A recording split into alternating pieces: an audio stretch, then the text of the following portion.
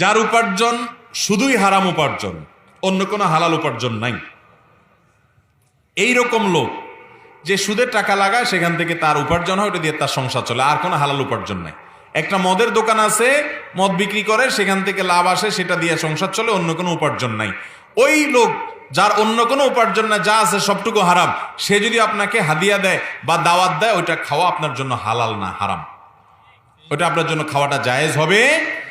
অনেক সময় ডিনাই করা যায় না, তাকে মুখের উপরে না করা যায় না, বাসায় নিয়ে আসে ভুল বুঝে, সৎসাহস করে যদি বিনয়ের সাথে সুন্দর করে বুঝায় বলে দিতে পারেন, তাহলে এটা বড় একটা দাওয়াত হতে পারে যে ভাই হারাম উপার্জন করছেন আপনি, আমি এটা অ্যাভয়েড করতে চাচ্ছি, আপনি যদি মনে কিছু না করেন, যদি বুঝায় বলতে পারেন, সেটা অনেক ভালো একটা কাজ।